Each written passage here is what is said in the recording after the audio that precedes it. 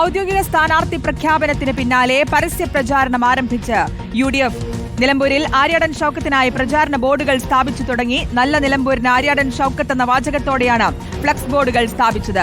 Mubasheer P Akbar നൽകും വിശദാംശങ്ങൾ. മുബഷീർ, അങ്ങനെ ഫ്ലക്സുകൾ സ്ഥാപിച്ചു തുടങ്ങി. ഇതിനിടയിൽ PV അൻവറിന്റെ അടക്കമുള്ള വിമർശനങ്ങൾക്കടക്കം നിൽക്കുന്ന സാഹചര്യത്തിൽ കൂടിയാണ് ഇപ്പോൾ ഇനിയൊരു പ്രചാരണത്തിലേക്ക് കാര്യങ്ങൾ കടക്കുന്നത്, അല്ലേ?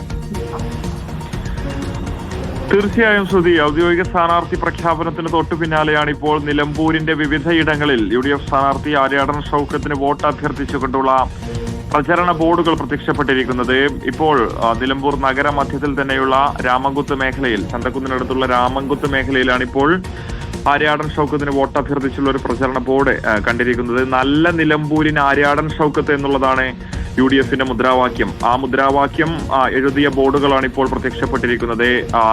അതിൽ കോൺഗ്രസിന്റെ ആര്യാടൻ ഷൗക്കത്തിന്റെ പിതാവ് കൂടിയായിട്ടുള്ള ആര്യാടൻ മുഹമ്മദിന്റെ ചിത്രമുണ്ട്. ഒപ്പം VV പ്രകാശുണ്ട്, ഹൈദരലി ശിഹാബ് തങ്ങളുണ്ട്. കൈപ്പത്തി അടയാളത്തിൽ വോട്ട് രേഖപ്പെടുത്തിയ ആര്യാടൻ ഷൗക്കത്തിനെ വിജയിപ്പിക്കണം എന്നുള്ളതാണ് ആ പ്രചരണ ബോർഡിൽ എഴുതിയിരിക്കുന്നത്. അത്തരത്തിൽ സജീവമായ തെരഞ്ഞെടുപ്പ് പ്രചാരണ പ്രവർത്തനങ്ങളിലേക്ക് ഔദ്യോഗിക സ്ഥാനാർത്ഥി പ്രഖ്യാപനത്തിന് തൊട്ടു പിന്നാലെ UDF കടന്നിരിക്കുന്നു. അത് തന്നെയാണ് നമ്മൾ മനസ്സിലാക്കുന്നത്.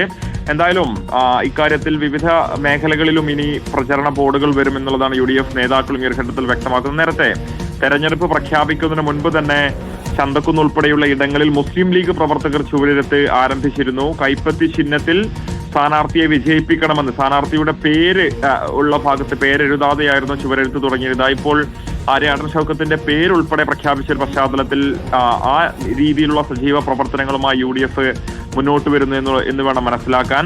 വിവിധ ഇടങ്ങളിൽ UDFന്റെ പ്രചരണ ബോർഡുകൾ പ്രത്യക്ഷപ്പെട്ടു കഴിഞ്ഞു. നാളെ നിർണായക ദിവസമാണ്. നാളെ CPMന്റെ പ്രധാനപ്പെട്ട യോഗം നിലമ്പൂരിൽ ചേരുന്നുണ്ട്. അങ്ങനെയാണെങ്കിൽ രാഷ്ട്രീയ കേരളം ഏറെ കൗതുകത്തോടെ ഉറ്റുനോക്കുന്ന നിലമ്പൂർ ഉപതെരഞ്ഞെടുപ്പിലെ ഇടതുപക്ഷ സ്ഥാനാർത്ഥിയുടെ പ്രഖ്യാപനം നാളെ ഉണ്ടാകുമോ എന്നുള്ളതാണ് കാണേണ്ടത്. ശ്രുതി. മുബഷീർ പി അക്ബറാണ് വിശദാംശങ്ങൾ നൽകിയത്.